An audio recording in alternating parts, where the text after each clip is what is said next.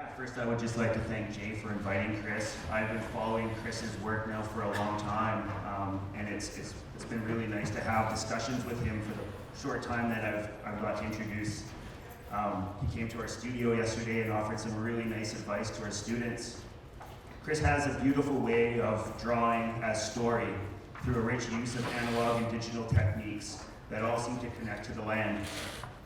Chris Cornelius is a citizen of the Oneida Nation of Wisconsin, an associate professor of architecture at the University of Wisconsin-Milwaukee. He is a founding principal of Studio Indigenous, a design practice serving Indigenous clients. Cornelius was a collaborative designer with Antoine Prida in the Indian Community School of Milwaukee. Chris is a recipient of numerous awards and honors, including the inaugural Miller Prize and from Exhibit Columbus, a 2018 Architects Newspaper Best of Design Award, and an Artist in Residence from the National Museum of the American Indian. Chris has been exhibited widely, including the 2018 Venice Architecture Biennale. During the spring 2021 semester, Cornelius will be the Louis Kahn Visiting Associate Professor at the Architecture Design at Yale University. And just to show our warm welcome, I'd really like to offer Chris some tobacco and just say thank you so much, and we're really honored to have you here. So let's give a warm welcome to Chris Cornelius.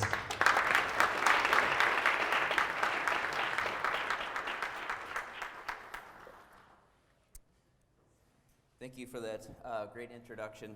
Watkuf Noel Adu, Chris Nyongets, Akwahoni Wagita Loda, Okale, Oniata Aga, Nabagadon Choda. So I said in my language, the Oneida, that I extend my greetings, love, and thankfulness to all of you. I am Chris Cornelius of the Wolf Clan, and people of the Standing Stone is the earth that I come from. So I'm not a native speaker of my own language. My grandmother was the last one in our family to speak the language, but it's always important to me to introduce myself in the language, both to continue that tradition, but also to in a way to kind of prepare myself for and the audience for what I'm about to talk to you about. So I think the basic premise, I'm going to show projects, but the basic premise here is that for me, having been educated in an architectural system that's the same as everyone else, in a Western system, I went to undergrad at University of Wisconsin-Milwaukee where I teach, and then I went to grad school at University of Virginia. And it's through that process that I began to find myself and how I was going to use my culture. And so part of the notion here is that I personally don't think that you have to be Indigenous to be a victim of colonization. I think the educational system is a tool of colonization, and we have to be cognizant of that and understand how that actually works. So as an architecture student, when I see things like this, I begin to question, critique, and compare these things. Not that, I don't hold these as absolute truths, meaning that the beginnings of architecture isn't Logier's primitive hut. But when I examine an image like this one, where we see the structure that is made from the forest, and the woman is pointing at it as if like this is the thing that I've made, I contrast it against Indigenous architecture and how it is constructed and intended to exist in the landscape. Like many things in Indigenous culture, it's a series of reciprocities, and so building and architecture was one of those. So we never really talked about architecture, right? It wasn't really a thing, and it wasn't something that we examined. It was part of everyday life. And so as I sort of maturate as a designer, for me it's important to begin to understand the underpinnings of structures like this. And so as I critique the one on the right, the difference here between the two for me is that the way that the nature is being treated in the image is on the right, it's kind of a resource. It's to be used and to be utilized in the architecture. So it's a view of nature is mine. And then the opposing image is nature is me. I'm related to the trees. The trees are every living thing in Indigenous culture you treat as if you're related to it. It's your cousins, it's your grandmother, it's your mother, it's your father. I believe that building should be a part of that. meaning if we treated buildings as if we were related to them, in the context in which we were putting them, we would begin to think about them differently. And so this idea of thinking about architecture as if we were related to it, and understanding that there are responsibilities that we have in making it is one of the things that kind of drives me. So I'll talk about three sort of basic themes in the work. And the first one is design as ceremony. Sean Wilson wrote a book called Research is Ceremony, and he talks about how Indigenous research is ceremonial. For me, design is ceremony, meaning that it includes rituals. I understand that when I'm designing something, I'm thinking about the responsibility of the thing that I'm putting into the world, how people will experience it, and understanding that I'm trying to create a narrative trajectory that is continuing from my ancestors. However, the forms, materials, and other sorts of building things might actually be different than what I'm projecting. So I think of design as ceremony. So the first project I want to share with you is the Miller Prize project that I received the Miller Prize in the inaugural Miller Prize. It was a competition the first time, and there were 10 designers. I was one of the 10 that were selected to be finalists, and then we kind of competed head-to-head on sites that were assigned to us in Columbus, Indiana. I won't go into the whole story of Columbus, Indiana, but it's an extraordinary story of an American city. I think it's very small. It's only 50,000 people, but they have something like, I don't know, 20, 30, maybe more major works of architecture. They have 7 national historic landmarks, a lot of Eero Saarinen work, and Ilio Saarinen, Dan Kiley, Alexander Gerard. So the site that I was given was First Christian Church. It was the first sort of modernist church in the country, and designed by Ilio Saarinen, and his son Eero. Elio came from Finland to design this church in this small town. So the basic story there is that Columbus, Indiana is the headquarters of Cummins Diesel, and the man who was running Cummins Corporation at the time, Mr. Miller, the architect backed out of the project. Mr. Miller said, well, I went to school with a guy whose dad is the most famous architect in Europe. And who's that? Well, Eero Saarinen is my classmate at Yale, and his dad, Eero Saarinen, so that's how they kind of got the commission. So I was assigned this site, and I began to really kind of look at Saarinen's work and understanding how it sits in the context of it, and I created a piece that was temporary. Originally only designed to be there for 3 months, was there for 2 years, and it was recently deinstalled over this past summer. WeCam is sited on First Christian Church, National Historic Landmark, designed by Eero Saarinen and Elio Saarinen, his father. It's really a significant piece here in Columbus, and so I'm very happy to have WeCam on the site of First Christian Church.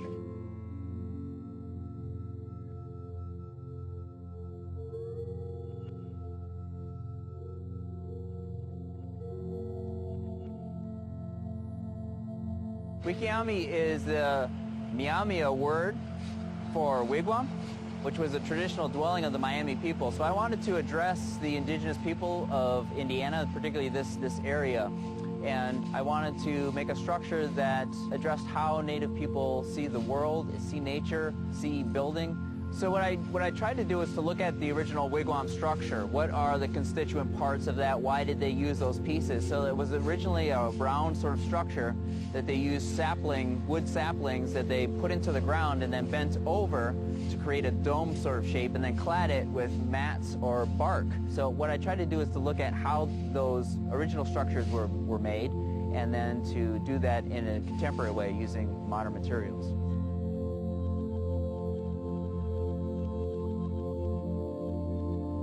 The structure is steel rebar that is welded together, and then the outside is an expanded steel skin to allow some transparency.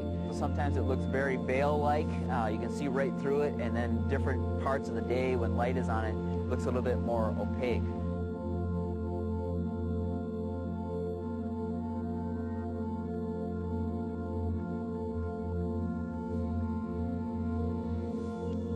I I did read some of Eliel Saarinen's writing, and he talks about nature and how architecture can be sympathetic to nature. The trees here make a very dense canopy. With the exception of this one corner, there's a kind of cavity within that canopy, and so that's kind of why the piece actually leans forward a bit. It kind of leans over the walk and to tuck it into the trees and to not really disturb any of the site. We built a wood form on scaffolding that was CNC cut, and then we had a company in Indianapolis bend the rebar in the elliptical shapes for the horizontals, and those were welded together. And I had a great crew of guys from Forcia, which is a local company here, that volunteered their time. They're excellent craftsmen, excellent workers, so they helped develop a system for putting these rings on, welding the verticals together, and to help put the panels on. So, you know, people made this, even though the panels are water jet cut and we parametrically figured them out. Human hands made this thing. That to me, there was a correspondence to how people made buildings and how people are still making buildings today.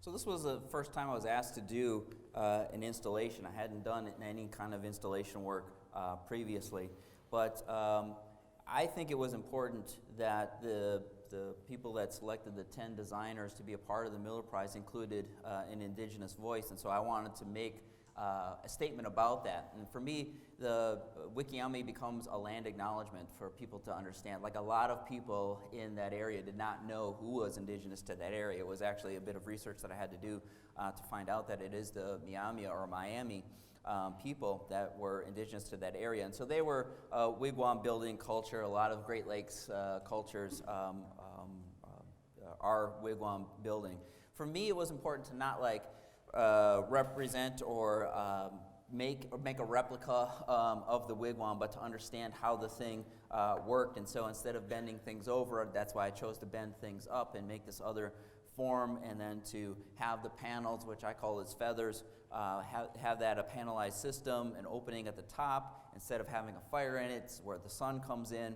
And then I started to look at traditional arts of the Miami people, and I believe that when we look at Native arts in particular, they don't always symbolize or stand for one single thing, that they might be observations, or usually observations of nature and how nature works. And so I talked about how this ribbon cutting tradition that the Miami have, that's on the image on the right, might be reflective of how an eagle's feathers work as a series of patterns, or fish scales, or other sorts of patterns that you might find in nature. And so that kind of guided how the cladding of the piece was going to kind of work.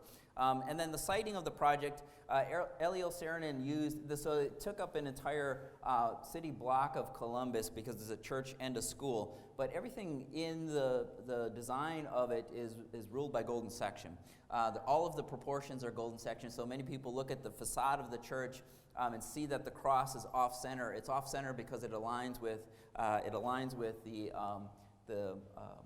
golden section grid here. And so, as a sort of Scandinavian church, it has a big, large sanctuary that lets natural light in, and then a kind of side aisle that goes along the side. And so this is how I decided to kind of site the project. We were given this area to put the project within, and so I wanted to align with that grid. And then the panels themselves, they change shape and size a little bit from the back to the front, just like the eagle's feathers get really small on the head and they're very big on the tail and the wings. It's a bare steel and was intended to patina over time. The angle of it is angled towards the fall equinox, so that this solar event would happen during the time it was originally there. And so this is an image on that particular first fall equinox, and because of the top and the door and where they're located, it lets the maximum amount of light. So you can see this woman from the library is having a storytelling session with students from Columbus. It lets the maximum amount of light in the entire piece in order to do that.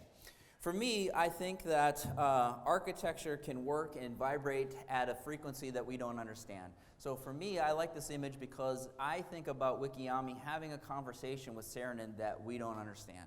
I don't need to understand it. These two pieces of architecture have a dialogue and begin to speak to one another in a particular way. For me, it felt like the project was an animal. I always thought of it as an animal. It slept at night. There weren't any lights on it.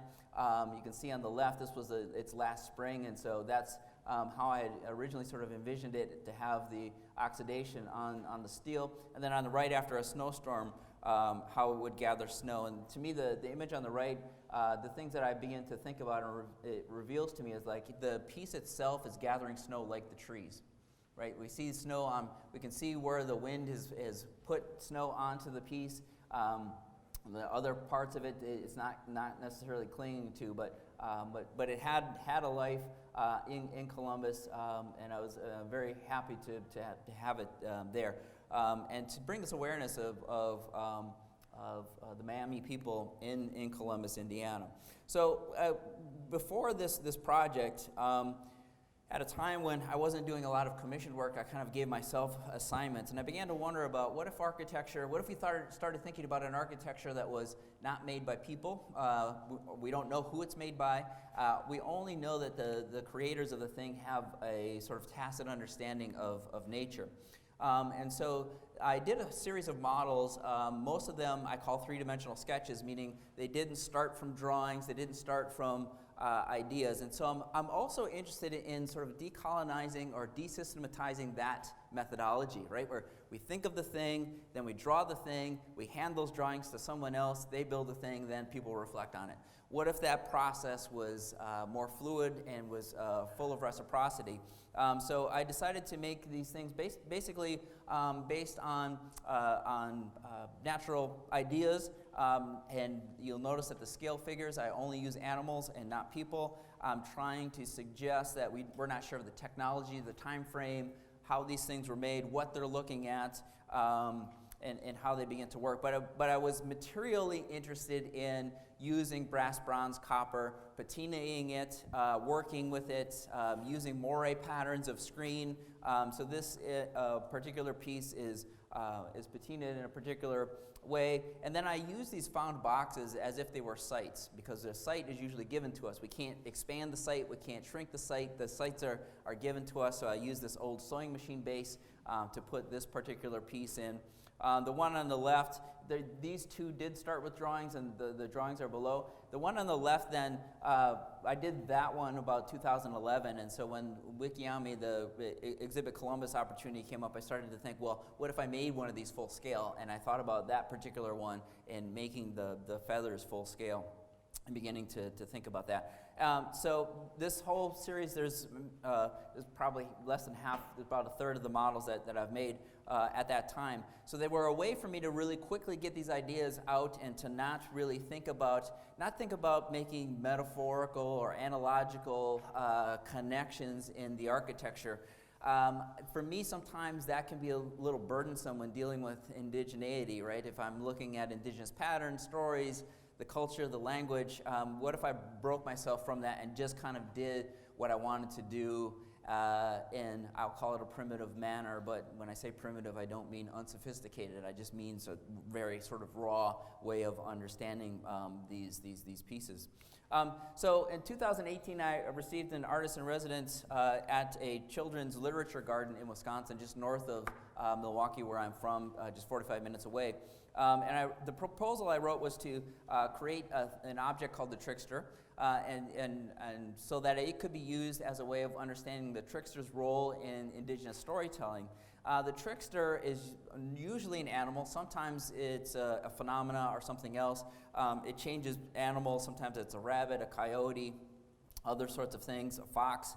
But it's intended to be a part of the storytelling process to teach us lessons about our own humanity, usually, about our own greed, our own envy, our own vanity, delusions of grandeur. Those kinds of things are the kind of subject matters of the story.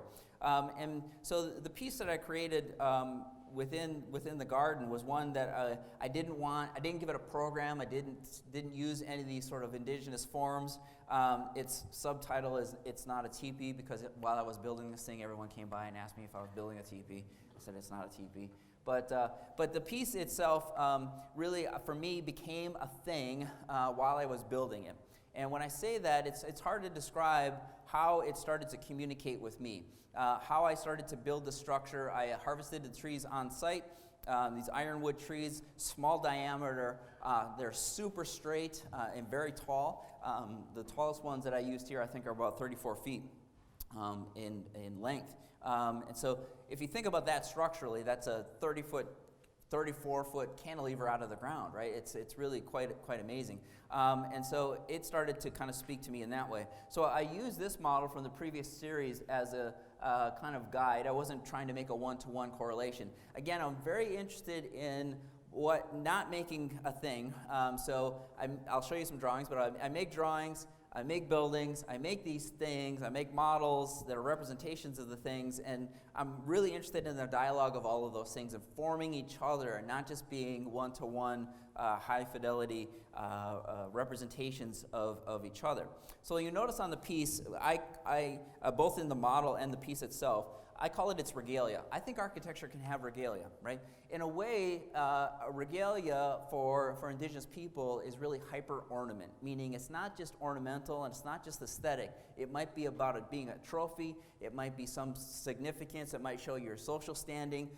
It might be, and usually is, aesthetic, but it might be some other correlation. So there are other meanings that are in it. It's not just simply sort of ornamental. And so the piece itself has regalia on the top of it. And then the way that I constructed it is basically very simple technology that's used to construct teepees. You can do it with one person, and so you loosely tie together 3 trees and then you kind of move it up. And so when I put it up into place, then once I had it in position, I can kind of walk it around. And then on the right is where I'm putting all the branches and screwing them all together. I'm trying to conceal the fasteners and the ways that that's fastened together. But on the right, I call it in its sketch phase. To me, it's like a drawing where I'm not erasing lines. I'm letting lines go over, extending beyond the piece itself.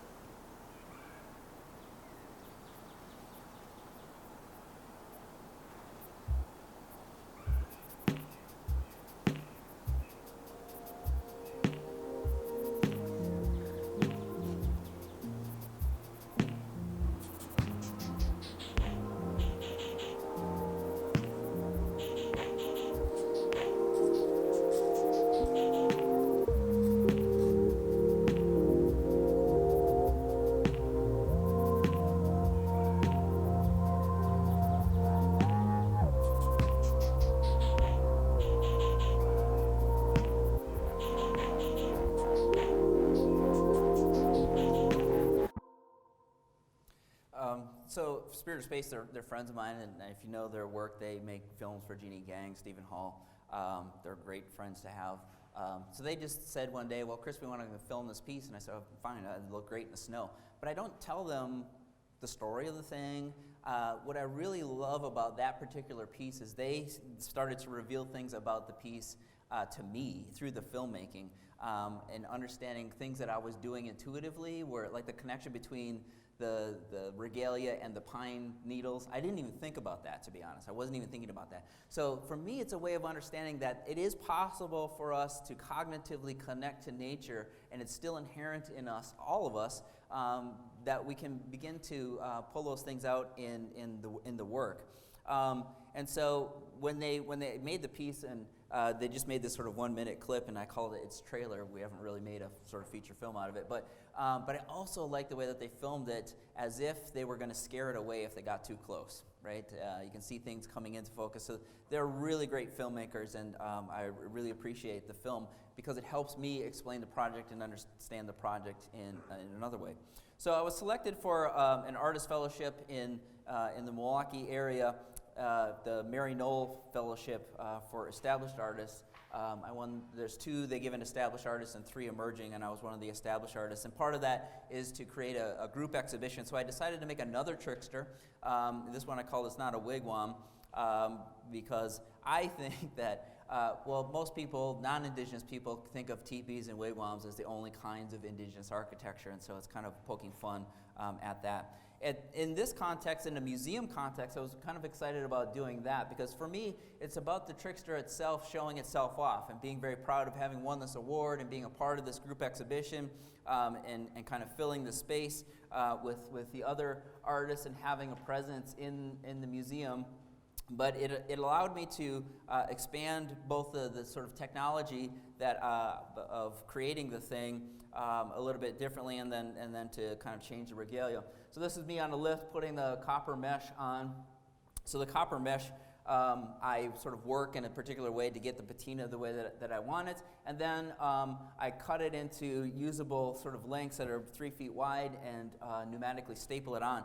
When I'm doing this, I feel like I'm making a shirt for a giant bear. Like everything kind of has to fit onto the form the way that I think that it needs to fit. I like to hide the seams or extend parts and pieces, allow things to kind of overlap in particular ways. So this one was kind of informed by this model, and I was also interested in like how do I start to make these kinds of things full scale in these pieces as well. One is that it's a way of kind of terminating the top, but 2, it's also part of its regalia. I added these antlers. We're not quite sure whether it's part of it's a trophy, something it found on the ground, painted it, or what have you. Those are open questions, and so I think that it's okay to have these kinds of open questions and allow people to understand the work and to begin to add their own stories to the work. And then the piece reminds you that you're on Indigenous land. In the gallery that this thing is sitting in, there's a second level, and so I thought there should be a payoff for going to the second level and seeing it, and that was this tag that's above there. So another idea that I'm really sort of interested in the work is to begin to understand the Indigenous storytelling as not only as a kind of entertainment, but as a way of conveying the culture and the lessons within the culture. And so when we look at pieces like this in the landscape, Bear Lodge Butte, there's a story that goes along with it. In the brief version of the story is 3 young women were running through the woods being chased by a bear. They jumped on top of this tree stump. The tree stump started to grow, and then the bear clawed at the tree stump. But what that does is, 1, it tells us not to mess with bears, but 2, it sort of geologically explains this formation, right? It's a story that goes along with the sort of scientific and geological formations. And so I'm also interested in how can I translate those stories into architecture, and or can the architecture be the setting for the stories? And so I was asked to do this maple sugar building for my tribe. Maple sugaring is part of our yearly sort of ritual, and is taught to the elementary school students, and so they needed a place to kind of gather the sap and sort of boil it down. And in the process of the only thing that they asked me to do, they wanted to make this cordwood masonry construction building, and that was really the kind of thing that they wanted to have happen, that they required. But what I find too is that when I'm dealing with communities, this is part of also decolonizing the process. And you can always say, well, I have community meetings and community engagement, but I think it's very colonial to go into a setting and say, well, what do you guys want? Like, let's brainstorm kind of stuff. Like, I think you won't get the answers that you really want. You'll get the answers that they think they should be giving you, or you won't get any answers at all. What I try to do is to just talk to people. And I find that eventually the story that I can grab onto will come out. And so in a conversation, this was just a passing conversation with the teacher that teaches the maple sugaring. She goes, well, in Oneida, we don't really tell the stories about the sky anymore. I said, really? Like, what is your favorite story about the sky? And she told me the story about the 7 dancers, which are the Pleiades. And the 7 dancers, when they're directly overhead, that signals when we have our midwinter ceremony. And in the story, there are 7 children that want to have their own ceremony. So they go to their parents. They ask their parents for food. Their parents say no. They dance. They got angry and they started dancing. They danced so hard they went into the sky. And so when this Pleiades is overhead and it's flickering, they say that the dancers are dancing hard. So I was thinking about, what if I created an architecture that was the aperture through which they went, right? Like when they went from the ground to the sky, how could I begin to do that? And so I started to draw these kind of illustrative things. And then I start to think about the pragmatic architectural, tectonic things that I need to do as a designer. The maple sugaring, boiling it down, it's a 40 gallons of sap for 1 gallon of syrup. Creates a lot of steam, and so it had to have this ventilation cone. So I thought about, what if the ventilation cone was, one, it was the ventilation, but two, it was also the aperture that you could look up and see the 7 dancers, so that you would have the midwinter ceremony in this thing. And so that guided the ways that I represented the project and the ways that I began to think about it. So another part of my sort of architectural education, and I began to really reflect on this as a grad student in my graduate thesis, was this particular image from learning from Las Vegas about the duck and the decorated shed, right? They're making very distinct comments about architecture's role in symbol and signage and understanding it. So when I read those things, I started to think about the symbols and iconography in Native work, and reflecting on the work that was being done for Indigenous clients at the end of the 20th century. And there are buildings like this I call the zoomorph. It's a turtle. This is the elementary school on my reservation. I didn't attend this school, but it was built in the 90s. It's a turtle. It's got a head. The gym is in the head. It's got eyes on it. It's got a tail. It's got feet. There are a lot of buildings like this, like turtles, eagles, thunderbirds, bears. So they fall into this category, which is the sign is the building, right? And then the pictograph, which are normal buildings where iconography is applied to it. And to me, that was the decorated shed. That's really just the understanding these two things about Indigenous architecture. And so at that time, this is what started to drive me as a grad student and how I wanted to practice, that I was kind of rejecting these two things. For me, I felt like it had to be more experiential. We have to be able to understand the culture more deeply than those particular ways.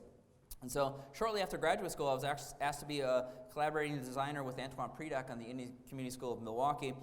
It's a private K-4 through 8 school for Indigenous students in Milwaukee, about 300 students.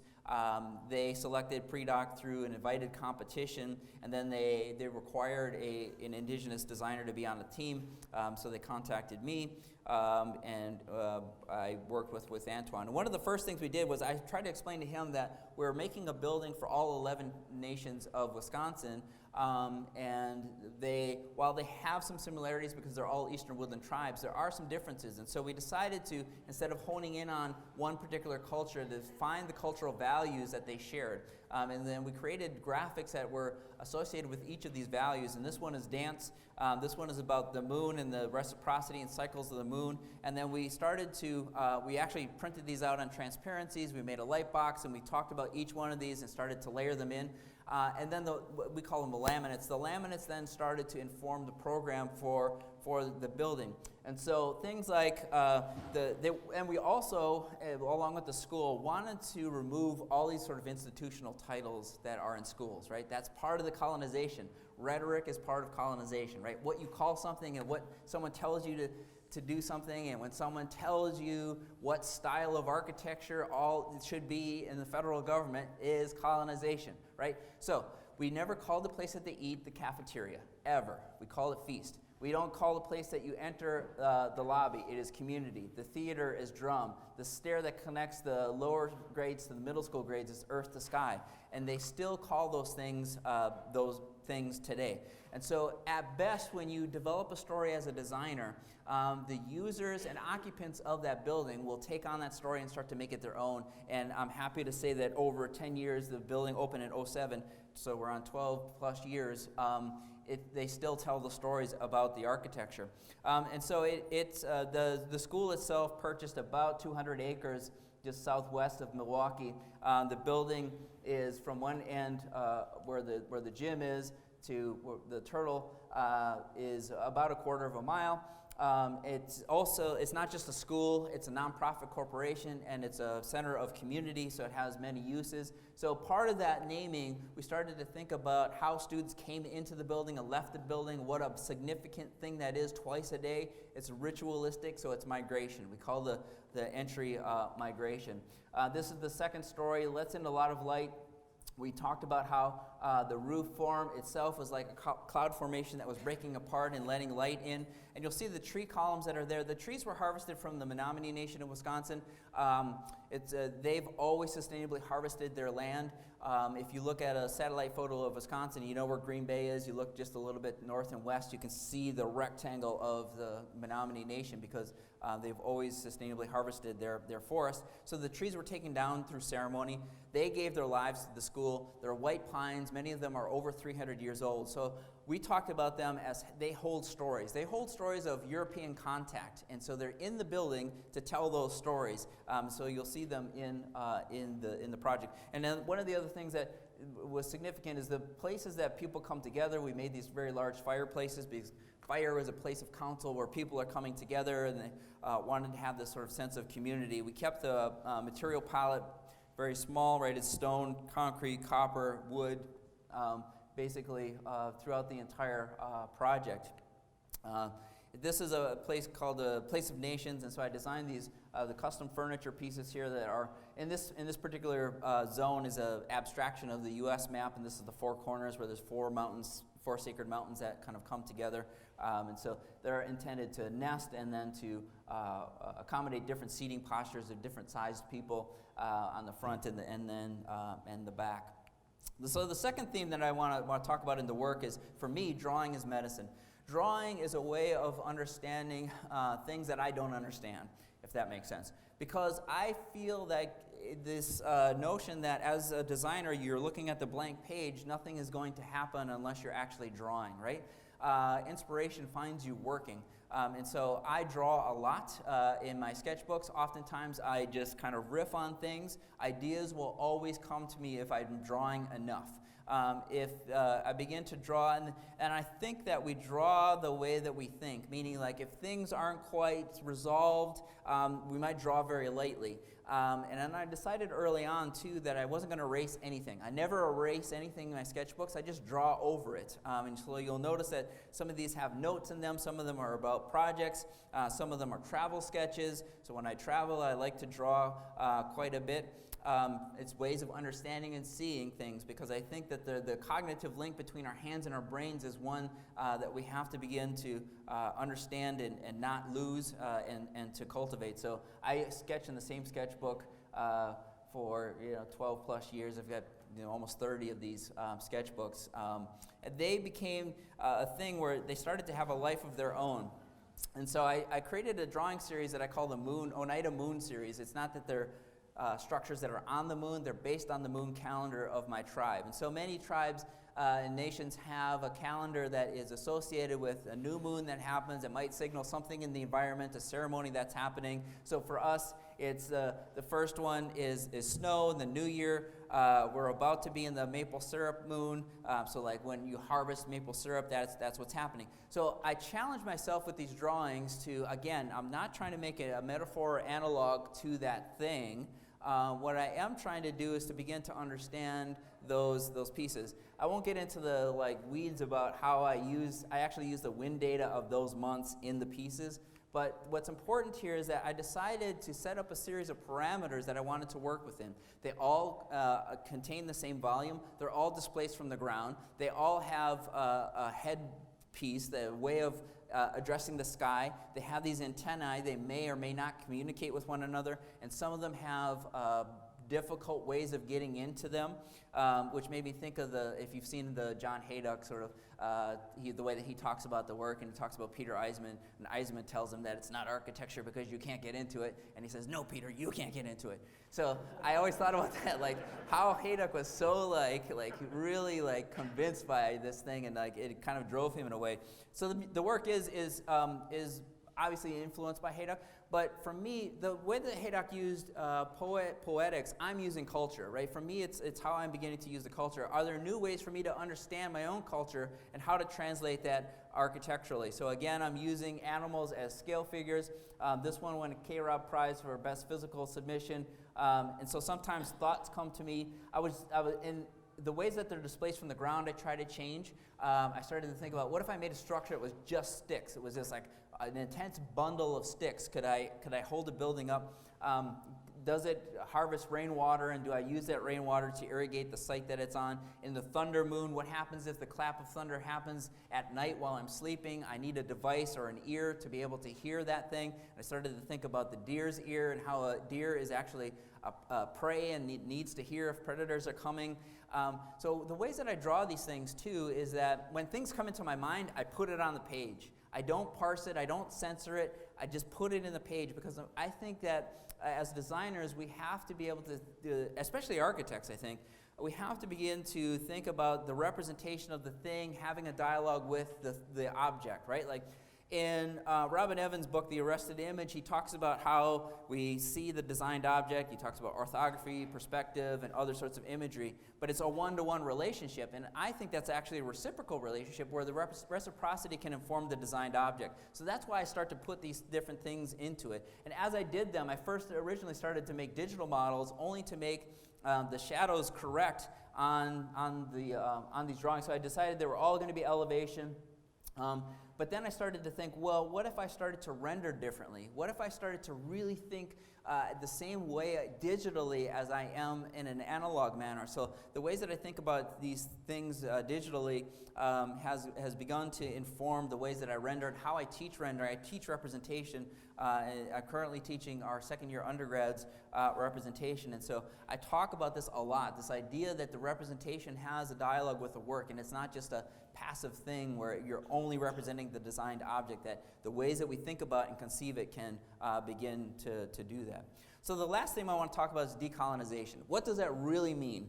For me, if we think about colonization, what it really is an apparatus and a system. And in order for us to decolonize the thing, we have to be inside the system. In order to disassemble it, we have to be inside it. So that's why it's important to me to be a good designer, a good architect, recognized by the discipline, not just among Indigenous architects. I'm always going to be Indigenous. It was always important to me to be a good architect first. And I'm a part of the academy. I'm part of the system, right? But in order for me to dismantle the system, I have to be within the system. And to begin to understand the vocabulary of colonism, I looked to Linda Smith's book, Decolonizing Methodology. She's very clear about three systems of colonization. One is the line, right? She talks about the map, the survey, the territory, to say, this is ours, right? To draw a line around it, say, the U.S., this is ours. To disregard Mexico and Canada, but to draw this line is one way of colonizing. The second is creating a center or an orientation to the system of power, like this is the capital, this is where all of power is seated, and understanding that within the thing. And then the last thing is the outside, the territory, and people are oppositional to the center. We're inside, they're outside, stay outside, can't come through, that kind of stuff. Like that is how the colonization has happened both in the U.S. and Canada. And so I put this map up of the U.S. The U.S., this is all of the federally recognized reservations in the U.S., and then the ones that are highlighted are the top 50 by population. When you begin to think about this map, obviously there are very few on the East Coast, and there's a lot in the middle. And the middle is hard to live on, it's full of mountains, it's hard to farm, it's arid. People were pushed in that direction for a reason, and that's part of it. The other thing you'll notice about her vocabulary of colonism, these are all architectural acts, right? Drawing a line. This is the center. Inside, outside. We do have to think about those things as architects, but I think we should begin to think about how we can dismantle that system and understanding that. And so when you look at a map like this of the U.S., it's a terra nullius, or the no man's land, that people were kind of pushed into.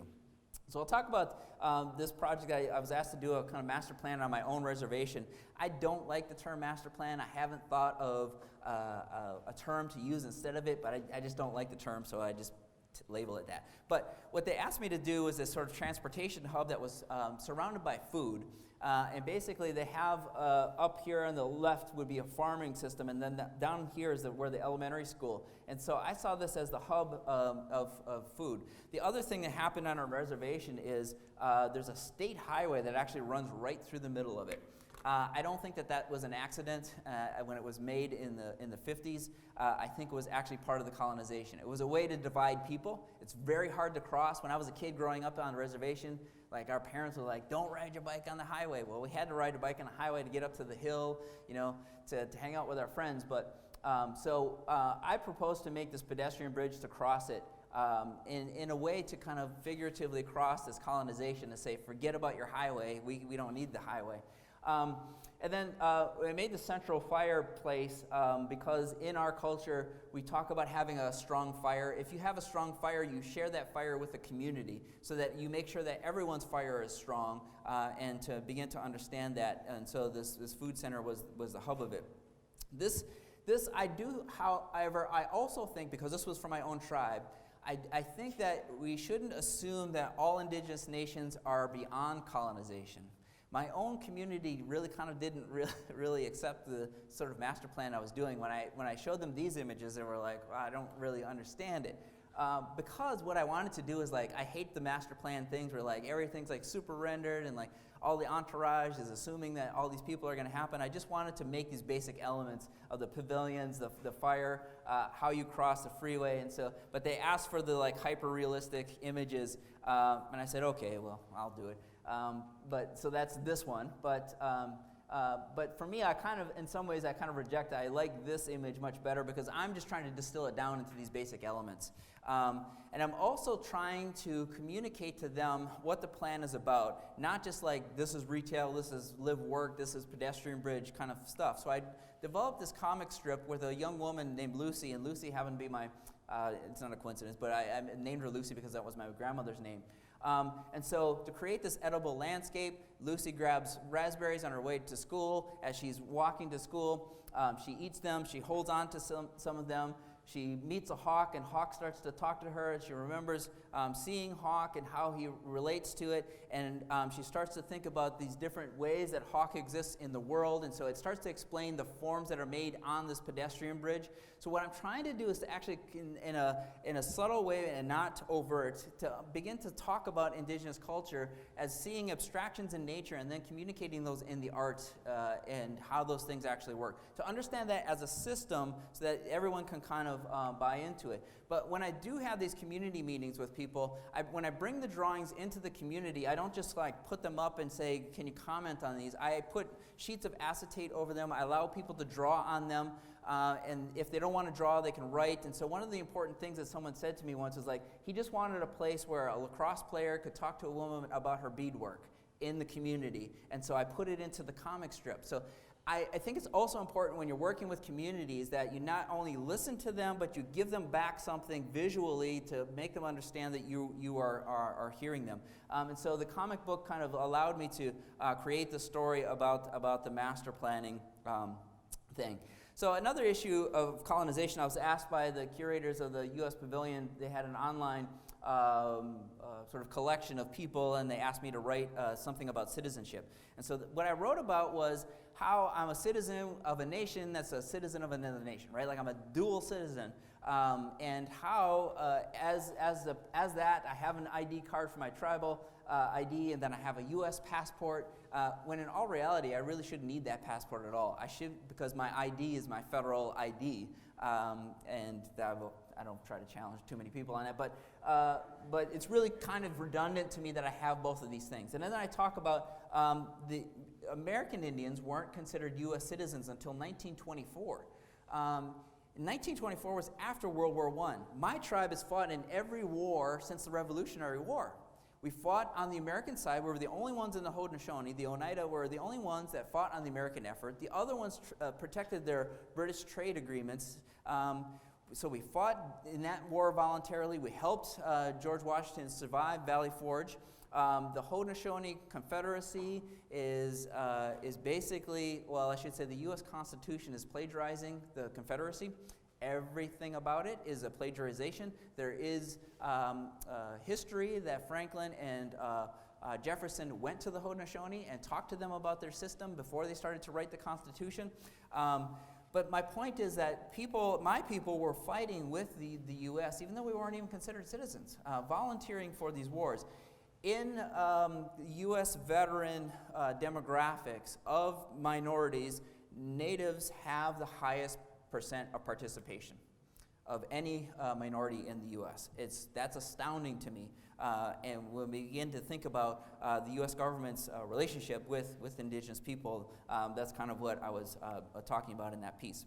So the last project I want to show you is an ongoing sort of research project, and I began to really get interested in the American Indian occupation of Alcatraz Island, which happened from June of '69 to, November of '69 to June of '71. They occupied the island. This was after it was decommissioned as a prison. A group of University of San Francisco students jumped on a boat, and they asked this guy, they hired a boat, said, well, we want to go around the island. When they got around it, they actually jumped off the boat, swam to the island. They did this, they occupied the island and wanted the land because based on a treaty with the Lakota Nation that the U.S. government made, and in the treaty they said, any land that we deem a surplus, you can have it. Alcatraz Island was in the U.S. land surplus. There was one caretaker living on the island. The Department of Interior owned it. They negotiated in good faith with President Nixon and Governor Reagan to take it. When they wanted it, they didn't want it for political or financial gain. What they wanted to make was a Native university, educational center, cultural center, ecological center. And that was astounding to me, that they wanted to make architecture. What they wanted to do with it was to make architecture to convey the culture. So I wrote this grant proposal, and I suppose that they got what they want, and I was going to design a Native university on the island. And so in the beginnings of the project, what it was really sort of challenging for me is to begin to understand all of the underpinnings on it. So they talked about the island as being like our reservations. It doesn't have any running water. It doesn't have an education system. It's really kind of harsh. And so they started to appropriate different spaces on the island. One of the ways that they appropriated it is through this graffiti. The graffiti is still there on the island. I like that they erased everything that was U.S. and changed it into Indian. And the rhetoric of protest is really important, right? So in any protest, Black Lives Matter, whatever it is, the rhetoric, #MeToo, like those things are really important in conveying it. And I thought that the graffiti that was being used on the island, this is one of the pieces of graffiti that's in one of the buildings. It becomes a way of claiming the land. And so when I begin to find the complexities of this project, I start to draw these complexities. So I decided to draw them in these multi-layered drawings that are thematic. This one is about trajectories. I started to think about trajectories. I draw these on Mylar. There's usually 2 to 3 sheets of Mylar. They're translucent. I draw on the front, I draw on the back, use graphite, colored pencil, stickers, whatever I can find that will adhere to the thing. And so I start to really loosely think about the idea of trajectories. And then I start to think about other trajectories, thinking about the idea or notion of trajectories of death. So if we begin to think about this as a map of the U.S., where this is Florida, sort of Georgia, Oklahoma, all of these people through the Trail of Tears were walked from this place to this particular place, obviously in order to basically kill them on the journey, but to kind of put them in this area that wasn't even a state at the time. So I started to think about those kinds of trajectories. I'm using weather patterns, wind patterns, navigational, both on the water, in the air traffic maps, large surveys of the West Coast. Scale doesn't matter in these drawings. The orthographic plane or picture plane doesn't really matter in these drawings. Again, if it comes into my mind, I'm putting it into the drawing. This one is about territories, so I'm using geological maps, vegetation maps. I'm using the ways that indigenous people were claiming territory through like petroglyphs that will show up in this piece. And then I started to look at the scale of the southern part of the island. This is where I was proposing to put the university. This is an outline of Taos Pueblo. It would fit in scale onto that. Chaco Canyon would also fit in scale. So as a dwelling or a settlement, it would fit into that zone. And in this one, in the territories, I looked at this idea of land secession. And secession is a fancy word for stolen.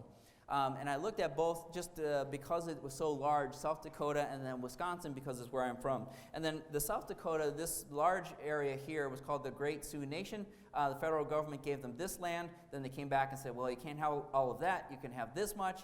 And then they came back and said, well, you can't have all of that. You can have this much, then this much. And then finally the yellow is where those reservations are today. This is Standing Rock. This is actually, I have to update this drawing.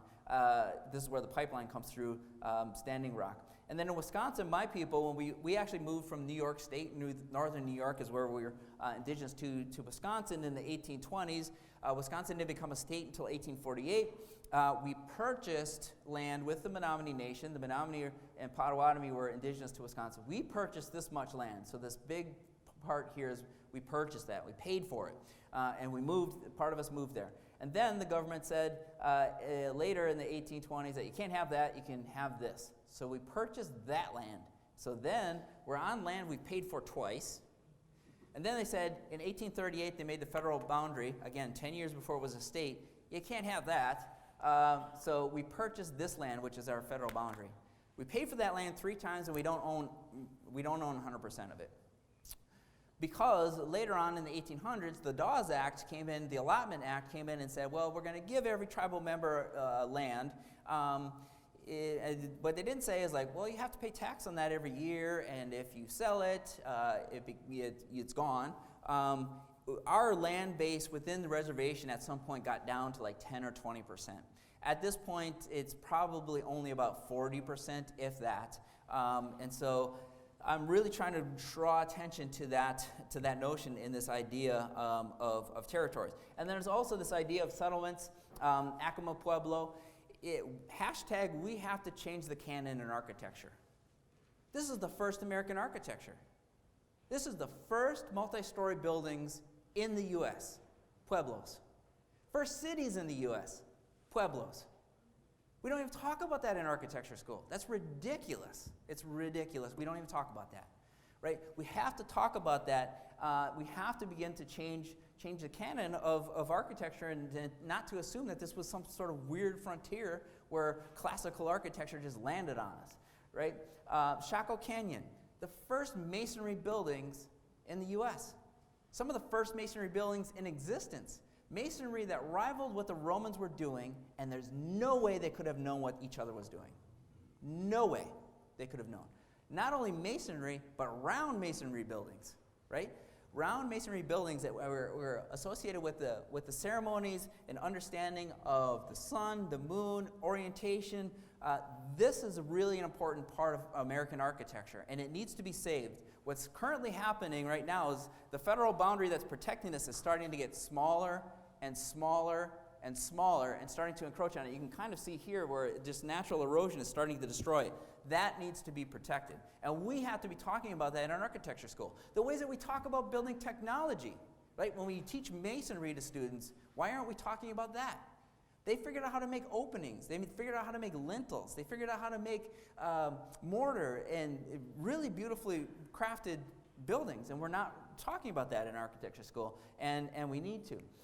The petroglyphs, there's a group that are 3D scanning the petroglyphs in order to preserve them. And so that's within the drawing.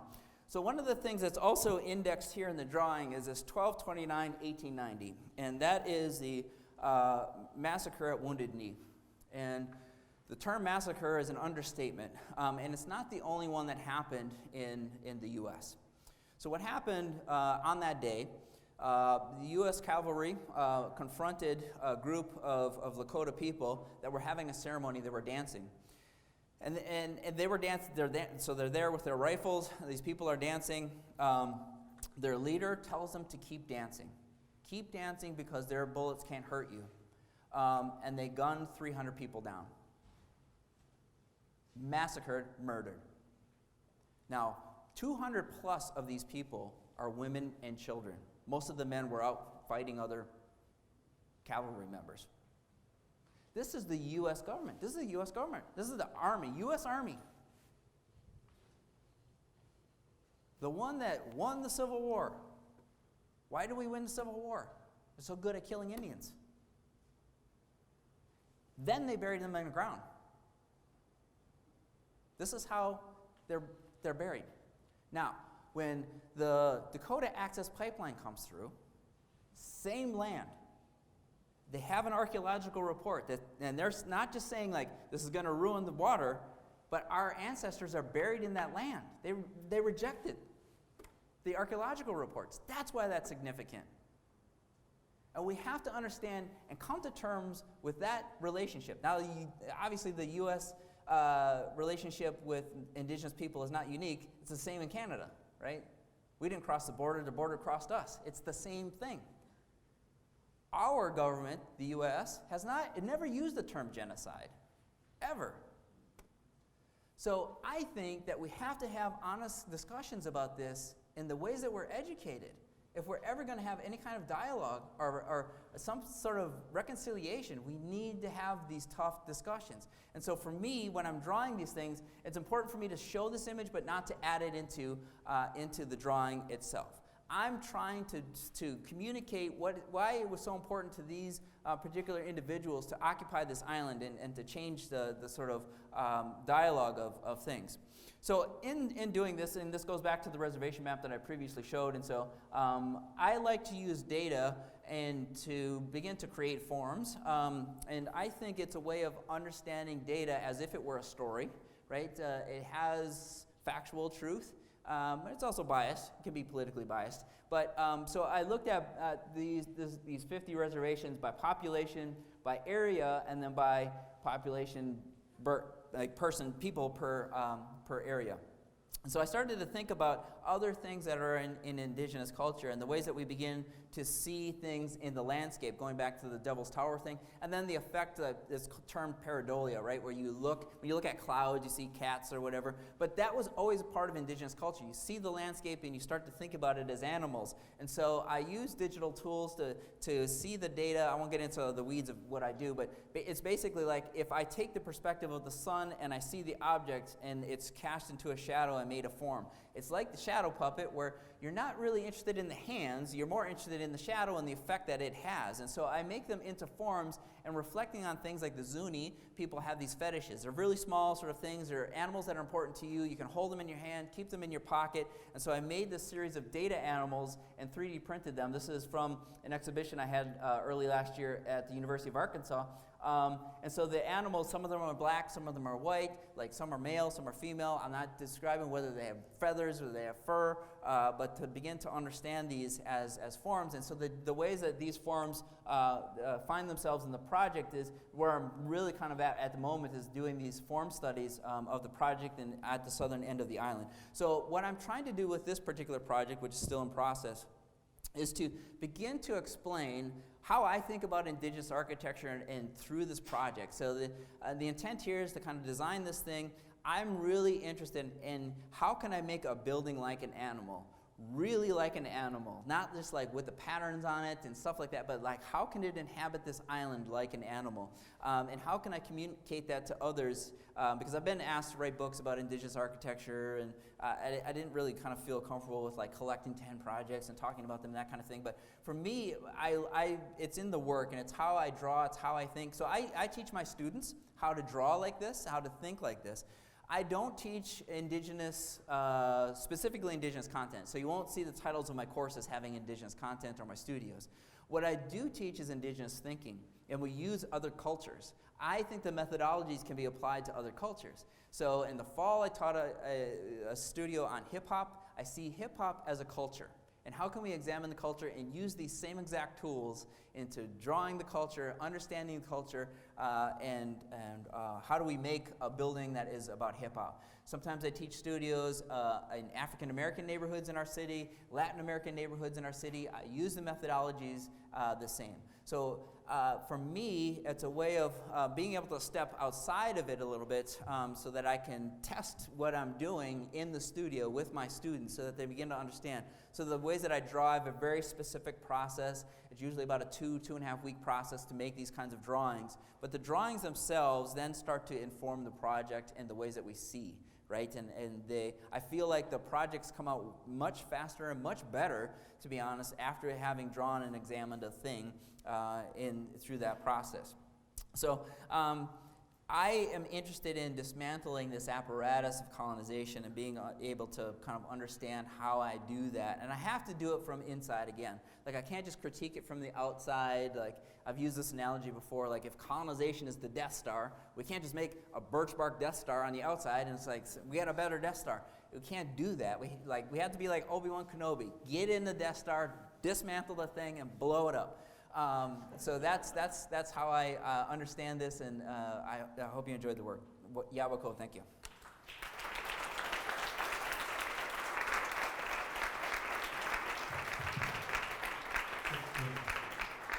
Well, I'd like to invite Sean and our discussants to the table. Thanks, Chris, for that really great lecture. I think I'm going to start off by talking about sort of colonization, and colonization as in it's just overlaying boundaries and boundaries and boundaries, physical boundaries, emotional boundaries, and really limiting yourself. And you can also see that sometimes in the architectural tools that we use. And an example yesterday is Chris kind of attended our reviews and we were doing this master planning thing. We were working with Shoal Lake 39 on doing a cultural place, a marina, and it's for the community. And the program is on, but what we did was there's areas, this is where the marina will go and it's just a circle. This is where the lodge will go and it's just a circle. But then the conversations began to have, or even like marking the shoreline, it's just this solid line. And then the conversations kind of go, well, actually, none of that is a solid line. How do you draw in a way that you are actually talking about the thresholds? Like the edge of the water is actually this really beautiful threshold where a lot of life happens. So the waves hit it, the rocks, it washes up the crayfish, the otters go there and eat. So how do you kind of begin to think and relate ourselves to the world? And by doing in your techniques that you're doing a lot, and with your students, you're beginning to touch on that about really like looking and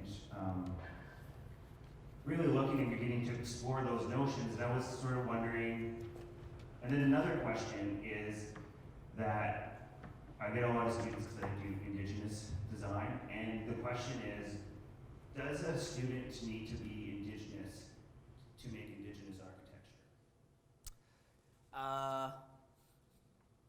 No. No, but I do think, here's the thing, that's a you can tell it's a complex question. I was going to ask it. I think it's Indigenous architecture. It's a difference between architecture for Indigenous people and Indigenous architecture, right? So it might be Indigenous in a small I, not a capital I. I being the people, us, we. I'll use an example. I recently had a big problem with the Chicago Architecture Biennial. Huge problem with them. And I made it very, I think, well known to them that the problem that I had. They wrote this curatorial statement about Indigenous views of the land, right? But then they picked very few Indigenous architects to be part of the biennial.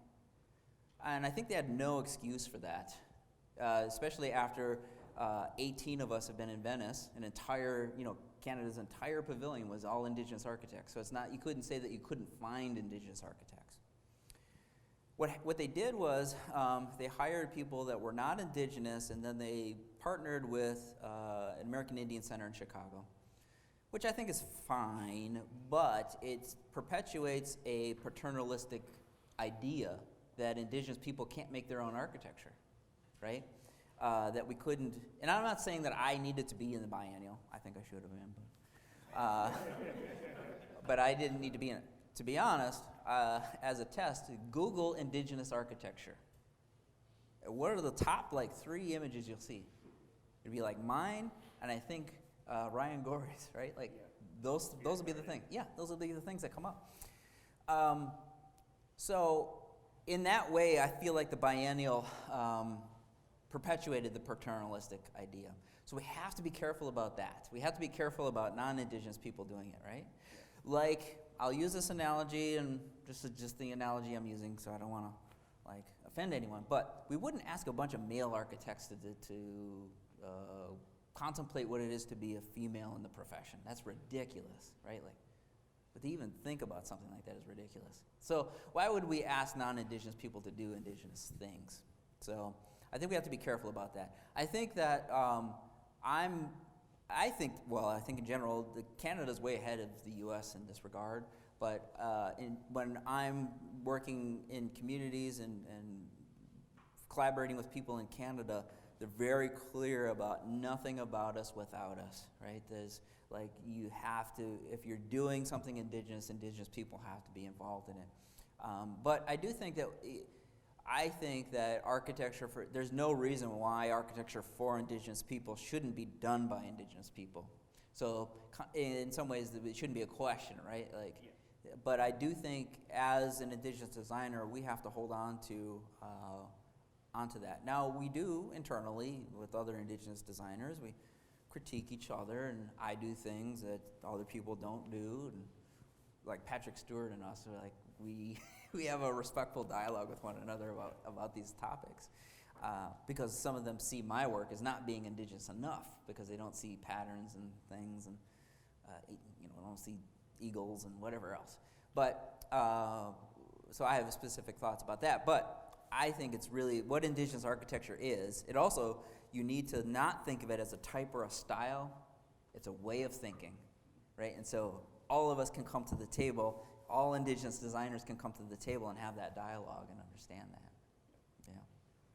Yeah, because every year that the studio runs, you always get several students that say, well, what gives me a right to do this right now? But then when you think about it, what we all have in common is the land. So if we begin to relate to the land and really take time to understand the land, its systems, and what it's doing, and what we're actually projecting onto these sites, and not projecting anymore, but just beginning to design into it. And I think your design processes reveal that intuition and that almost looking at architecture as playing like a child, which I think it really needs to do. Yeah, I often use the analogy to my students about the work, and when I'm teaching, I don't like to prescribe too much, other than like it's a playground and I'm deciding, okay, we're all kicking a ball today. Let's kick the ball. Let's be as good as kicking the ball as we can be. Then I'll blow a whistle and say, run around in a circle. Let's run around in a circle. What I'm actually doing is conditioning you for something, right? Like it's like athletic conditioning. Someone who, I don't run marathons, I ride bike, but if I was running a marathon, I wouldn't go out and run a marathon every day. I'm going to go work on different aspects of running a marathon and then be ready for it. So that conditioning is when you get the commission in the project, you're ready to go. Like you're ready to like get ideas out. And so that's a lot of the model work and the drawings were that conditioning for me. Because and I've done a little bit of research on the idea or notion of play. There's an educational psychologist named Lev Vygotsky who he was Russian, and so a lot of his ideas were not accepted in the US because he was communist. But he talks about the importance of play, and that if you really observe children playing, it's very kind of rigid. They'll have goals, they'll have boundaries, there are rules that are made, the idea or notion of play. And I think that as designers, we should try to tap into that. Like that's why I have students making models and drawings and things before I give them a program and a site, because those ways of playing can begin to happen. But also, I think it was always important in Indigenous life that the play was also a part of teaching the culture, right? And culture was always embedded in the way that we think about the world.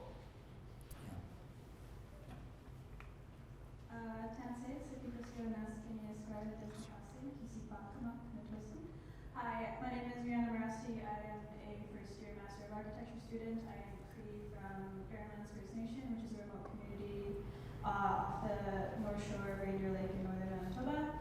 I'm also the co-founder of the Indigenous Design and Planning Students Association. Chris, I wanted to thank you for that amazing lecture. A lot of the stuff had to be said, and I really commemorate your process also. One thing that I wanted to say or pick up on, you talked a lot about nature as being the project as animal, And for Indigenous people, this intuitive way of thinking and thinking of things as having a spirit is so like ingrained in ourselves. And how might you introduce this intuitive way of thinking to individuals who grew up in an urban setting or who have never been out in the land? That's challenging. Like the students at the Indian Community School are actually all coming from an urban setting. Some of them don't understand or have a connection to their homeland. They're bussed into this context. But I do think that there's resonance. There's always cultural resonance. I think there's human resonance, to be honest, that happens with when we start to talk about nature. When I when I teach both undergrad and grad, and sometimes I teach in the undergrad core. When I'm teaching second year undergrads, in our program, in the second year is our first year of studio, and so I give a lecture about materials. And I give them both a methodology for selecting materials, and I'm very honest with them and say, well, let's not talk about materials in like, oh, my building is concrete or it's brick or it's steel. At this point in your career, you really don't know that many materials, right? I don't know where you're getting them, Instagram or whatever, right? This is where you're kind of getting them from. The other thing is like to not treat things like a paint bucket, like I'm gonna hit this table and turn it onto brick. Like that's a digital way of understanding materials. How I teach them about materials is using all animal analogies. I talk about mass. I talk about transparency. I talk about what's soft, what's heavy, what's light, what sweats. Because I think building materials are like animals. There are predators, there are prey. Copper is a predator. Aluminum is its prey, right? Like when you can talk about building materials in that way, don't put copper and aluminum together because when you introduce water, aluminum's gonna lose. That's from the Ed Allen textbook, right? But what I'm trying to do is to use the animals as a way of teaching characteristics and qualities of material. Do I want this table to feel heavy? Do I want it to be thick? Do I want it to be cold? Do I want it to be warm? Do I want it to be squishy? That's where I start as an architect, and then I figure out which materials are going to be deployed to do that. So this is how I try to teach those sensibilities to non-Indigenous students in a way that I'm not going up there and saying, I'm an Indigenous architect today, I'm going to teach you about materials, I'm just talk about the animals, and I kind of break it down. When I talk about mass, I talk about a bear, how big and heavy it is. Actually, the title of the lecture is Why the Deer's Ass is White. Why the deer's ass is white. The deer's ass, I'll just give you the cut to the chase. The deer's ass is white because it's a prey. And when deer have a predator come and they take off, the other deer have to see the whiteness and know to just take off and not look back, just take off. So if we thought about buildings like, well, what is transparent or where are we trying to talk about where light comes in, how we understand habitats, how this room is supposed to be set up. Do we want this thing to be massive? Do we want it to be low? That's how we should talk about those things. So I often, when I talk in Indigenous circles and in non-Indigenous educators, I tell them I'm building an Indigenous Trojan horse. I'm teaching non-Indigenous students Indigenous thinking. And when I critique and talk about the work, then I talk about being Indigenous. Then I talk about how I see the world, and I try to share that with students that are non-Indigenous and don't have those connections. Because then I think, yes, non-Indigenous students can take Indigenous studios and learn Indigenous content because they can apply that anywhere in any other context. It's not something, we have to kind of, I think, stop seeing it as like this isolated thing that no one knows about and is afraid to kind of touch. That's what's important to me because it's all architectural lessons. It's all in the ways that we teach architecture. So I could see an Indigenous curriculum. It's not that would fit all the NAB requirements. It would just change the way that we were talking about everything. Hi, my name is Courtney Thompson. I'm a PhD in planning candidate. I'm also an uninvited guest in this territory. Just kind of building on that question of curriculum and bringing it back to this idea of school, the tools and the software and the licenses that are used to create skill sets that are granted degrees within institutions and also accredited by bodies are all part of these systems which have their own inherent boundaries. Do you see any thresholds or kind of opportunities, as you say, with Indigenous curriculum that could fit those things, that could sort of be in conversation with and antagonize some of these systemic kind of issues that are around maybe kind of these constrictive pedagogies? Yeah, I certainly think so. I don't know about other schools. I think this is the case for most architecture schools, and maybe I'll reveal too much about what our own school is. We're in a crisis. Like, people are not picking architecture. People are not going to grad school. It's crazy. And I really like Tom's talk last night about, like, it's important. Like, architectural thought, the way that we teach students is really valuable in the world. Like, having an idea, standing in front of people, defending that idea, and just explaining it is a skill that everyone should kind of have. So in that regard, I also think that the accrediting bodies, like NAB, has reconstructed their accreditation criteria. I don't know how long that thing was, like 75 different criteria, and you had to like explain all of them. They've pared that back quite a bit.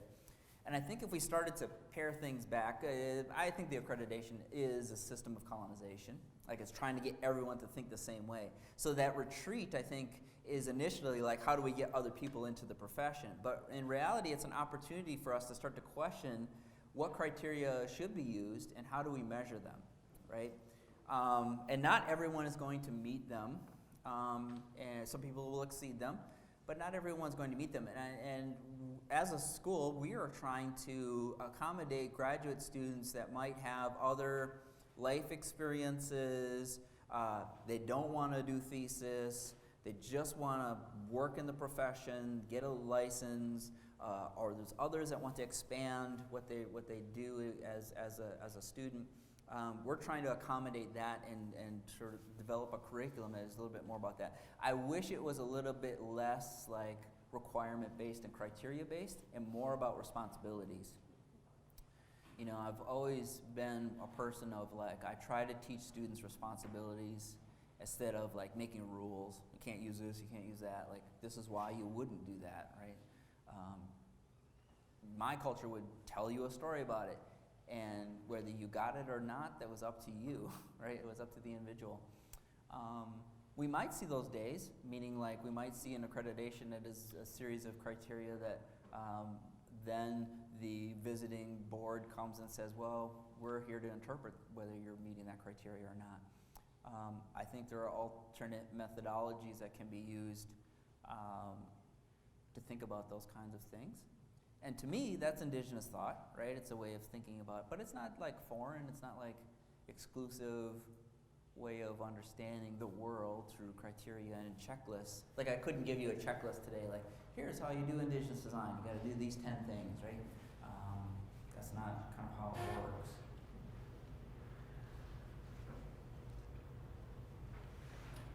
So what I guess it seems like what you're talking about is that when you're talking about a certain awareness, that Indigenous way of knowing, you have that awareness, and you're talking about all things have a life to it, like an animal. And then yesterday there was a really nice conversation about one student looking at frogs, and the frog, or designing a habitat for frogs, but then we discussed, well, what does the frog see? And so that kind of opened up to this whole other conversation about, okay, now we're actually really putting ourselves into the world. And when you begin to look at that, it almost kind of begins to reflect, like, could Indigenous knowledge be kind of a nice direction to look at climate change? And I was just wondering your thoughts on that. Certainly. We do, however, have to be careful in this conversation that we do acknowledge Indigenous knowledge, right? In knowing what is Indigenous and what is Indigenous thought. Because the specter of appropriation is always there, right? We have to be careful of that, I think. But yeah, I think that if in, I hate to use the word sustainability and sustainable design. Like, a lot of people ask us, Predoc and I, if that's a LEED certified building because there's so much natural light and everything else. No, we weren't even thinking about that. It wasn't important to the clients. But if you distill sustainability into a checklist where there's value in applying and having a platinum building, then you're always just going to meet the checklist. And in reality, you should be thinking about the responsibility of the materials. Like, what is the life of this table? How's all of the formaldehyde that's in this table that we're all sitting around pools of formaldehyde right now, how is that going to affect our lives? I'm sitting on petroleum products. How is that going to affect my life? How did it affect the lives of the people that manufacture this thing, and put it together, and shipped the thing, and then unloaded it and brought it in here? Like, it's about a series of responsibilities. And if we thought about we treated buildings as if we were related to them. If this was my cousin I was talking about, then I'm going to defend my cousin, right? Like, I'm going to do the responsible thing for my cousin. So I don't think that the checklist thing is the kind of way of understanding. I do think that there's opportunity in Indigenous communities that I've talked about it with my own community and other communities. We should be writing our own sustainability requirements. And we don't have to call it sustainability, we just call it like responsible relationships or whatever you want to call it, right? Like, this is how I should treat my family. This is how I should treat this house. This is how I should treat all the people that ever lived in this house. This is how this community center should sit within the site. How am I going to, where do I sit my grandmother at the table? Like, that's how I should be thinking about how I'm planning, how I'm designing, how I'm engineering, building codes or colonization. I'm like getting really close to being able to do this, but I find it really odd that on a sovereign nation, why we follow building codes and have inspectors. Like, when I did projects for my own tribe and I worked for other firms, we'd send them to the state to have the code review. The state would say, we don't have to review this, it's on a sovereign nation. We said, well, the client wants it, can you just voluntarily do it? But that's the truth. Then we'd get all the things back and say, well, you gotta make this bathroom ADA accessible. No, we don't actually, because we're a sovereign nation. We don't have to follow those building codes. Now, I'm not suggesting that you wouldn't do things. You have to do things that are life safety and responsible, but how you talk about them would change. Like, can we have a real discussion of whether or not we should do all of the things? Like, what does accessibility mean? What does sustainability mean? What does responsibility really mean in a community? And making choices to do those things or not. Not just like stamping a drawing and saying, this is how this should be. Like, I think, I've only had a sort of cursory experience with this, but when you make houses at least in Canada, like, all of the wood has to be stamped by a governing body. So a community can't just like forest its own trees and make its own houses. Like, they won't let you do that. And that to me is weird. Because if you had your own standards, it's not to say you wouldn't do things that are unsafe, right? It's just, how do you begin to think about those things in a responsible manner?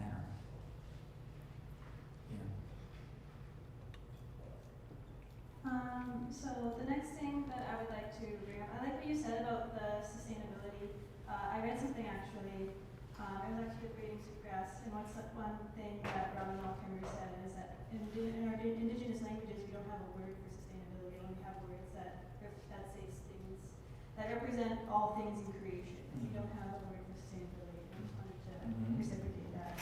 The one thing I wanted to ask you was in design education, because all of nature is all interconnected in some way. Do you think there should be emphasis on programs that are cross-discipline with landscape and also interior design, and how do you see that overlapping each other in design education? Yeah, I think that we could start to loosen up the disciplinary boundaries and respect each other as having separate expertise, right? When I went to UVA, it's a very strong landscape architecture program, and I always say that I got landscape architecture through osmosis. I was just sitting next to landscape architects. I have landscape architects on my reviews, and so I've learned to build a sort of landscape sensibility. In Milwaukee, we don't have a landscape architecture program, but I do like to collaborate with people across disciplines, and whether they're architects or not architects, other designers, I think that the dialogues become stronger and the ideas become stronger. I do think, though, as well, we should be not protective, but respectful of each other's expertise, right? Like, I wouldn't want someone to like question my experience in education as an architect and educating other architects. Like, I wouldn't do that to other landscape architects as well. But how can we start to collaborate in a way that is less like contractual, right? Like, oh, you work for me, you do what I tell you. That's not necessarily how things should work. I enjoy the talks that I've seen so far, and I also agree, with Tom's like ideas of higher education and how things work. I also think the practice, maybe at least in the U.S., the practice of architecture is a 19th century model. It hasn't changed since then. Like, the value of what we do hasn't changed. So landscape architects are contracted to architects, right? And the architects are contracted to the owner, and there's like a sort of top-down relationship that's contractually there. If we could begin to like make it a little bit more even and understand how we work, we can ignore the contracts and think about how we want to make things work together. So, for instance, in the Wigwam project, it has won 3 structural engineering awards. The structural engineer I work with is in Milwaukee. He always just was like, yeah, this is awesome. Never told me, no, you can't do this, right? I did talk to a structural engineer that did say, no, you can't do this.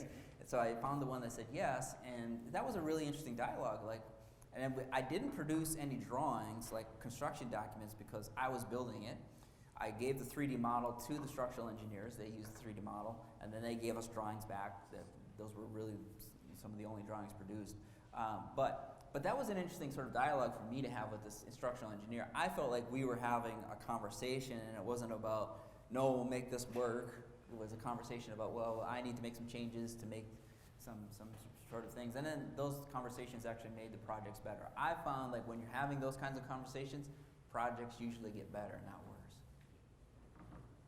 How are we doing for time? Should we go to the audience so we have enough time for questions?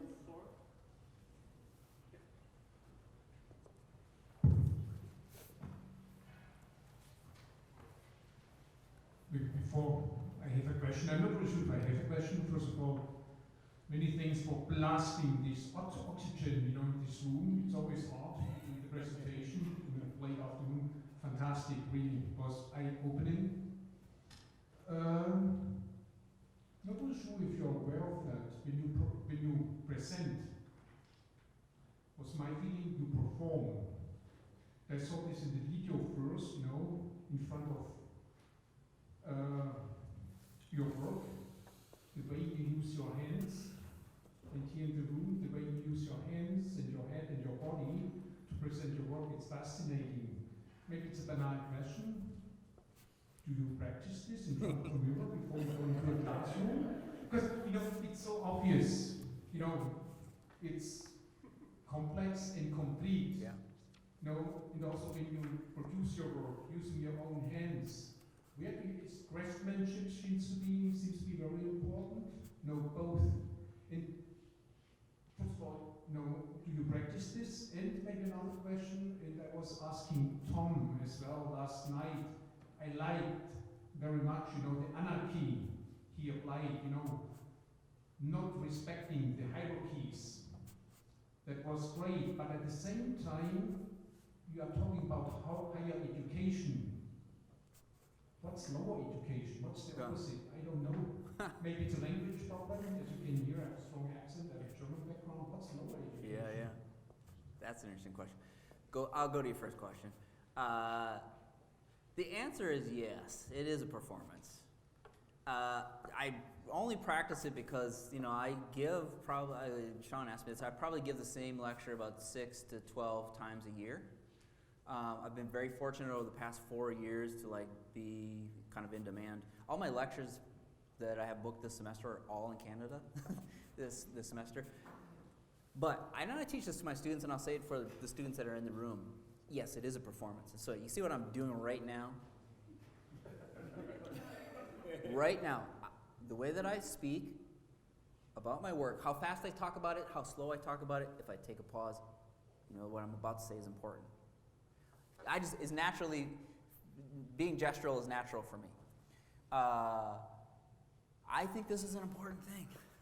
All of the best architects I've ever met, world famous architects, Predock, Tom Main, all of these people, they're really good speakers, like really good at it. So, but I also think in the architectural education system, we say, well, that's important, but we don't teach you how to do it.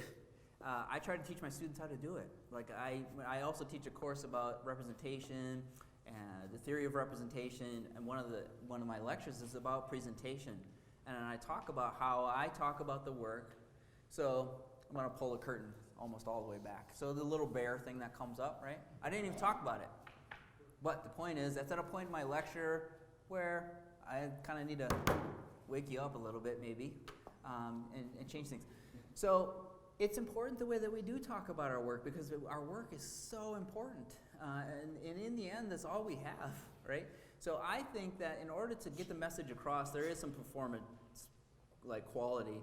And I think we shouldn't be disingenuous about that, especially when we're talking to and educating students on how they should talk about their work.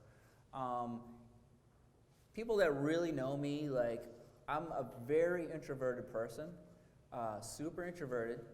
My non-architect friends, when I tell them, oh, I'm going to lecture in Winnipeg, then I'm going to Calgary, they're like, what? This guy barely talks to us. He's just but when I talk about architecture, I get really excited.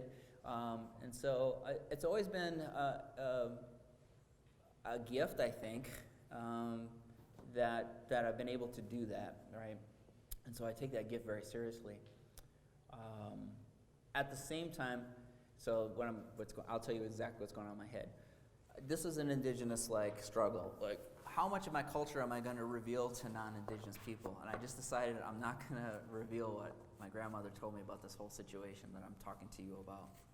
But I will say this. When I get up there and I say that I'm a Wolf Clan in my tribe are the pathfinders. The wolves are the pathfinders, the bear is the environment, the bear is medicine, and the turtle is environment. So when I was born into this clan, it doesn't mean that I'm going to be a natural pathfinder. It just means that I have the proclivity to be one, and so I take that seriously. And so when I stand up there and I talk about important things, even though it can be uncomfortable for me to say them, it's important to say them, and then how I say them is very important. So I show you the photo, and I pause and let you reflect on that. I don't just keep going, and I'm not continuing to rattle through projects. So that's really, really important to me.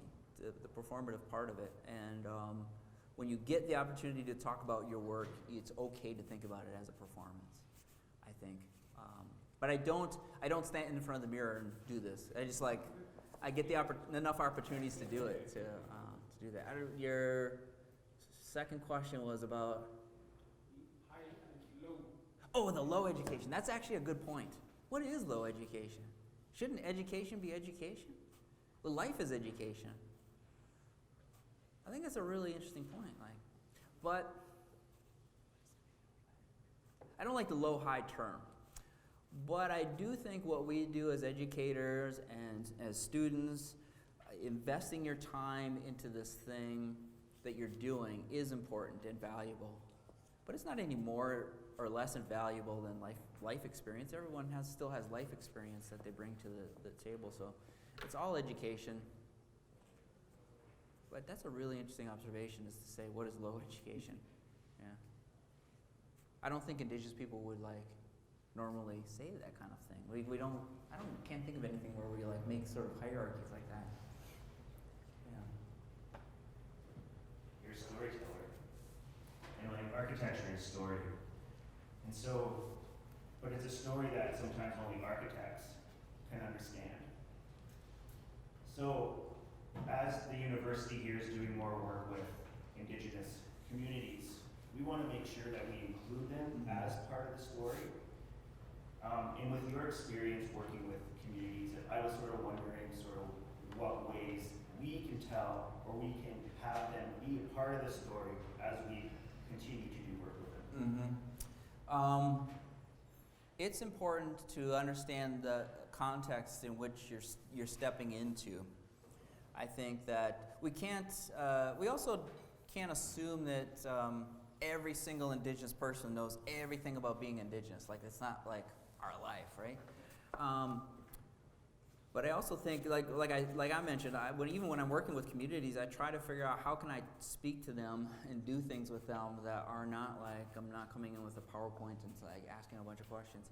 Also, you have to be clear that you're not just helicoptering in and out. Like, you're not just coming in and saying, well, what can I do for you?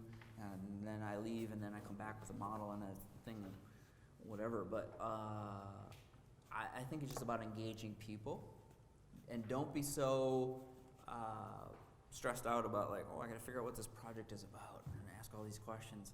But really just talk about people, laugh with them, eat with them. Amazing things will come out of those kinds of conversations. Also understand that the Indigenous way of seeing the world is much slower than other people. I think that there are reasons for that, and it's like geological and pace, almost literally. Because the ways Indigenous people are not like trying to get to the conclusion. Some might be, but not everyone, right? I find that elders like tend to slow down, and I like to just like sit and talk with them about things, and not necessarily ask them a bunch of questions about whatever project I'm working on. But I think it's just as long as you can engage rather, not educate. Engage people, you'll get something out of it, and you might feel like you're not even, but you certainly are. And finding a level of respect that is just like human to human, right? And understanding how you would relate to other people. I think that seeing Indigenous people as other people, even in a respectful way, can be damaging. You know, I find sometimes like, maybe not so much, a bit in North America, but like when people go to South America and see these other cultures, I feel like you can't treat people like it's a zoo and like you're observing this thing. Like, this is like an issue I have with like people who do sweat lodges, for instance, and things like that. It's not like, you can't just do that. Or like take part, like some cultures have psychedelic rituals, like they have things that are intended to, but I think we should just leave that alone, like just that's for them and not judge that, and not try to participate in that. So if we try not to treat people like we're seeing a zoo exhibit or trying to observe something, but to really just engage in the community, and listen, right, and really listen. I think as designers, we tend to like be like, oh, I'm gonna ask 100 questions so that I can start to get this pile of answers that I can start to sort things out. But when I talk to people, I find like, wow, that's been a really amazing story. And even at the time, like like with the maple sugar thing, I was like, that's an amazing story. I have to run now and make an image of that, or start to draw that. And people are fascinated by that, to be honest. Just the drawing part, like. When I draw in front of clients and draw with communities, that's really fun to do.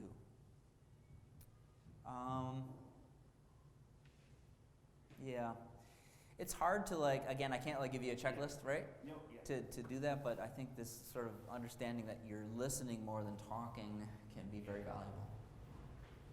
I really like that sort of the Indigenous life, and this is something that keeps happening to us constantly, and it's like trying at speed, trying to make the meaning, trying to set it up, trying to make sure everyone's arriving on time, trying to do that. But on the other side, it's slower and it's relaxed and it's not too organized, as we would say, maybe. Yeah.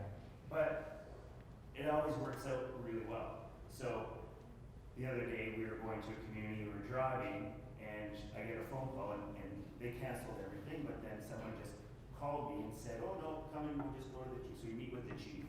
We have this really amazing discussion. A guy from down the road comes in to see what it is. He happens to be at Run the Lodge, the land-based education lodge. He goes, oh, do you guys want to come out there? I'm like, sure. So we go out there, we go on the ice road. Students never been on the ice road before. And then we go to a lodge, and then he is so excited about what they're doing, and they're just talking, and we're building relationships. And so I think that's the biggest thing, is just slowing it down, trust the process, and just being human and relating and talking. Mm-hmm. So I'll tell you an experience, a non-Indigenous experience of that. So I took students to New Orleans 6 months after Hurricane Katrina. When I took them there, that was like right after they like cleared everything out of the 9th Ward and you could actually go into it. And I did not make an itinerary and say like, these are all the people that we're gonna meet with. I basically, which kind of made the students nervous. They were like, what are we gonna do? So we kind of just like drove around. We happened to meet this guy. He's like, oh, I'll take you around and show you all this stuff. He started to take us in and show us. It turned out that this guy seemed like a normal dude. He was also the marshal. They have marshals that are like, I don't know, they take care of the levees. Like they're in charge of the levees. You know about New Orleans. New Orleans is actually, as a city, is lower than the Mississippi River. So it floods a lot and it has levees around it. It just happened to be that storm surge from Katrina went over the levees. So his job was to make sure that the levee was working, and like he like told all these stories, and like we met the guys that were like from deep in the bayou, like you couldn't even understand what they were saying. He's like, oh, that guy's like talking strong. It's like guys that add extra words and everything they say. Like, but the students had this experience about it, and my point was like, you just have to talk to people, and if you talk to enough people, you start to like gather up these stories. So for me, it works in non-Indigenous situations as well. Yeah. Is there a question in the audience? I'll have the job of moving things along, but I'll just say thank you, Chris. Thanks, Sean, Rihanna, Courtney, for conducting a nice conversation.